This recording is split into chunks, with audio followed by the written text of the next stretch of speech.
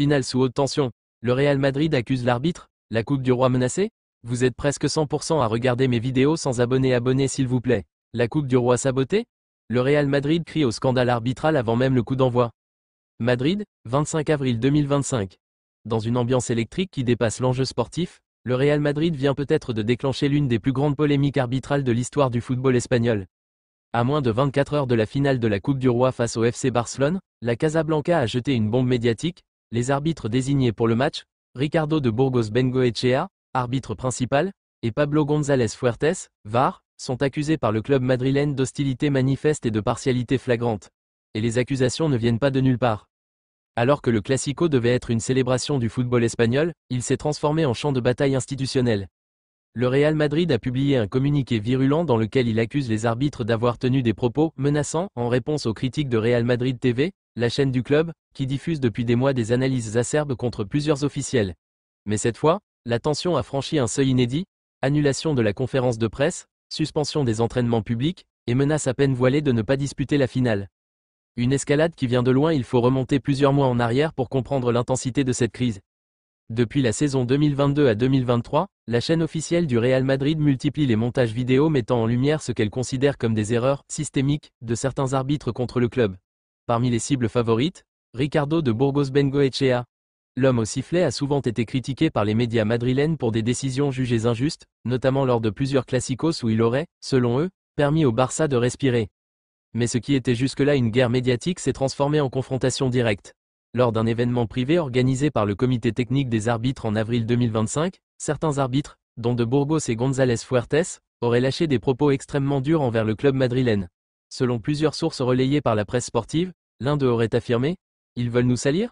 On leur fera comprendre sur le terrain ». Il n'en fallait pas plus pour que le Real Madrid sorte les griffes. Le président Florentino Pérez, d'ordinaire discret, aurait convoqué une réunion d'urgence avec le staff, les joueurs et les juristes du club. L'objectif ? Préparer une réponse officielle et frapper fort avant la finale. Une demande radicale, changer l'arbitre ou annuler la finale. Dans un communiqué incendiaire diffusé le 24 avril au soir, le Real Madrid exige non seulement le retrait immédiat des arbitres concernés, mais également l'ouverture de procédures disciplinaires contre eux et une réforme complète du corps arbitral espagnol.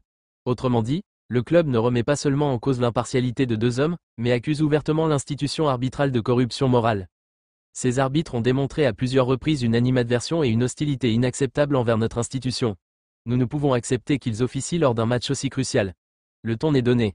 En interne, certains responsables du club ont même évoqué la possibilité de ne pas disputer la finale si la RFEF, Fédération espagnole de football, ne réagit pas. Mais la réponse de la RFEF a été tout aussi ferme. Dans un communiqué laconique publié le lendemain matin, la fédération a parfait, on continue. La presse espagnole divisée, entre choc, soutien et sarcasme. Dès l'annonce du communiqué du Real Madrid, les médias se sont rués sur l'affaire. Et très vite, deux camps se sont dessinés. Du côté madrilène, Marca et Defensa Central ont immédiatement pris fait et cause pour le club. Un arbitre qui menace un club ne peut pas arbitrer. Point final. Titré Marca en une, ce vendredi matin. Dans ses colonnes, le journaliste Thomas Roncero allait plus loin encore, c'est un sabotage programmé. On veut faire tomber le Real en finale pour éviter un doublé historique Liga Copa. Ce n'est pas une théorie du complot, c'est une évidence. A l'inverse, la presse catalane se déchaîne. Sport et Mundo Deportivo parlent de « stratégie de la peur » et d'enfantillage institutionnel.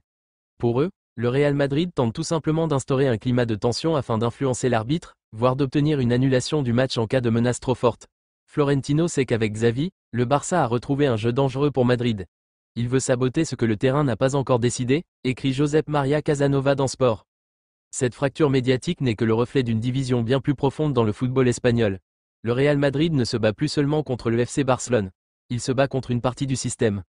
Le précédent Negreira ressurgit, la plaie jamais refermée. Il est impossible d'évoquer cette affaire sans revenir sur le cas Negreira, qui a profondément marqué les relations entre le Real Madrid et les instances arbitrales. Pour rappel, l'affaire Negreira désigne le scandale de paiement suspect entre le FC Barcelone et José María Enríquez Negreira, ancien vice-président du comité technique des arbitres, entre 2001 et 2018. Le Real Madrid, estimant avoir été lésé pendant près de 2 décennies, s'était constitué partie civile dans ce dossier.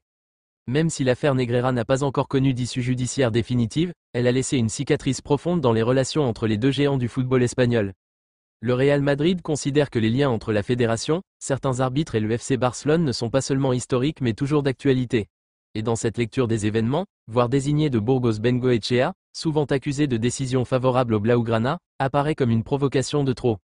L'analyse tactique, du chaos pendant que la polémique enflamme les réseaux sociaux et les plateaux télévisés, une question subsiste, que peut-il vraiment se passer demain? Le Real Madrid ira-t-il jusqu'au bout de sa menace? La RFEF risque-t-elle un fiasco planétaire si la finale est annulée ou perturbée? Dans les coulisses, plusieurs scénarios sont envisagés. 1. Le Real Madrid se présente, mais dans un silence glacial. Pas d'échauffement en public, pas de conférence de presse, aucun mot. Le club joue la finale, mais dans une ambiance volontairement tendue. L'objectif, mettre une pression psychologique maximale sur les arbitres. 2. Le Real Madrid refuse de jouer. Hypothèse extrême mais évoquée en interne selon Copé et Onda Cero. Dans ce cas, la RFEF serait contrainte d'attribuer la coupe au FC Barcelone par forfait, une décision qui pourrait enflammer les rues de Madrid.